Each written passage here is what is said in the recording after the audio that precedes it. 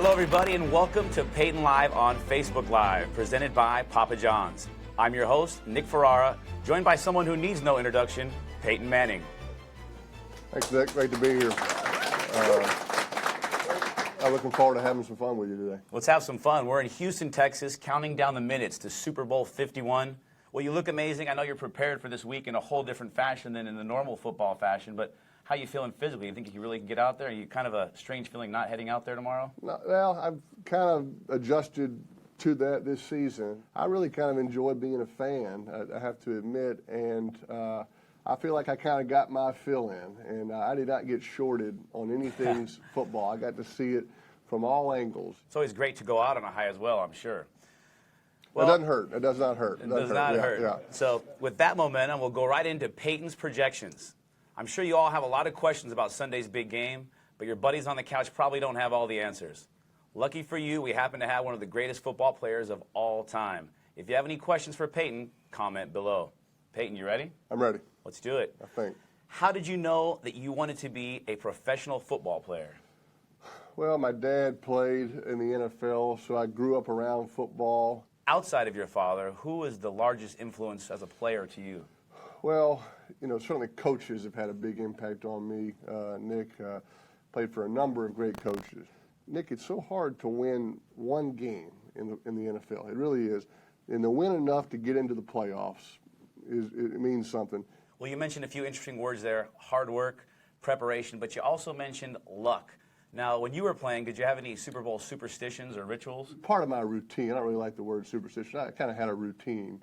So I don't know if there's a difference or not, you know. So. Yeah, no, definitely. I mean, also in there, you may have subconsciously been preparing yourself for a little spokesman work because plenty of ads in there, right? Yeah, so, yeah, there are a lot of ads in there.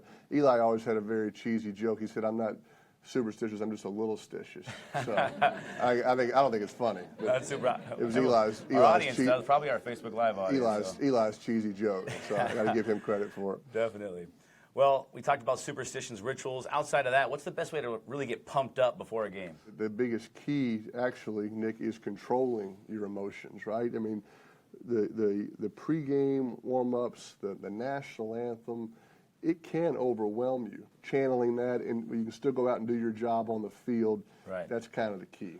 Well, you mentioned all those ebbs and flows, that emotional and physical roller coaster, and taking it in and attempting to channel it, but talk about it from the experience of both sides. What the minute that last zero hits on the clock. Well, let's talk about the week leading up to Super Bowl. In the past, Super Bowl Sunday was just such a big day. Now it's become such a big week, and eventually it may become a big year because it just seems like we're ready for Super Bowl. Day one of preseason, we're talking about it. What's the week like when you get into that final week and the reality starts to set in when you get off the plane and land, for example, this week here in Houston? And there is something special about calling your high school coach or calling one of your best friends from high school and say, "Hey, I got a ticket for you for the Super Bowl." That's part of it. There's a lot of things that, you know, not necessarily pertain to the actual game, but they're important questions, right? Or if your name is Cooper and you put on the $100 jacket. Don't even go there. Don't even go there.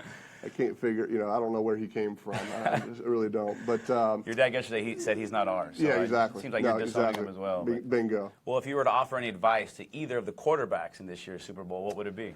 Well, I don't think they really need it, to tell you the truth. You talked about not tweaking the game plan too much, do what you did to get you there. What should the Pats offense focus on? Well, on this first edition of Peyton Live, I got to say I'm pretty excited that most of the questions are prefaced with, "Hi, Peyton, I've always been a fan." So we're off to a good start here. I appreciate that. And John Hudson is another example of that. "Hi, Peyton, always been a fan. Do you think the Falcons offense is going to outperform the Patriots offense?"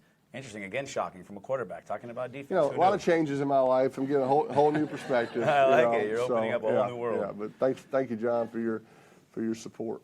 It's our version of the hurry-up offense. I ask a question, you answer it as rapidly as possible. Before we start, can I get an Omaha? Yeah, Omaha. All right, here we go. Coin flip, heads or tails? There's no right or wrong answer, so you're 100% correct right now. Let's keep that flow going. Okay. Heads. Favorite football movie? Remember the Titans. Who do you think will win it all? I don't know. I'm gonna. Who do you think? Let me ask it's not you. A boring answer because it's really interesting because I also believe it's going to be very close. And that's all we can hope for as viewers right now. That's right. When you're playing, you don't really prefer the close ones. You'd rather be up by 21 points. That'd be nice. Everybody, I think that'd be the goal for both teams is to make this game a blowout one way or the other, but I just see it being a close game. It could go either way. Are you ready to go head-to-head against the Facebook Live audience? I'm ready. All right, Peyton, what's your answer? Bob McNair. He's going with McNair. Our Facebook Live audience at 100% also going with McNair, which means we got that close game we just mentioned for Super Bowl 51 starting right here with Peyton Live. I think it means that question was too easy. So I really They're going to get harder, so be ready. Okay, I gotta, yeah. Not the Jets. So by process of elimination, we're at a 50% chance even guessing now.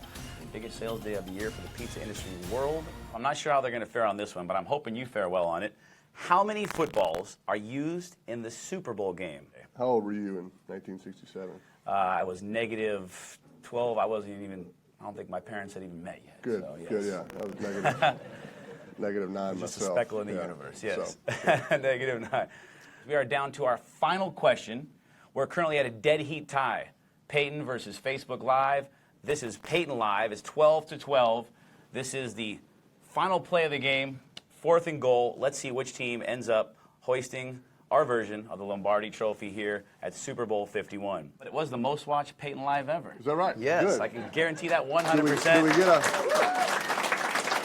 a... Well, thank you all for joining us out there at Peyton Live. I don't know about you. I'm getting pretty hungry. How about some pizza? Sound good? Let's do it. That's perfect. All right. What about them? Do they get any out there? Or just me Yes, and you? I feel like we're kind of rubbing it in their face. They know where to go. PapaJohns.com. Don't forget to get social at #PizzaFamily. Supposed to be gracious and humble in victory. I'm not sure we won and we're getting to eat the pizza. I mean, I'll celebrate with you, all right? what did you do? You just asked the questions. I don't know why you send your pizza out to them.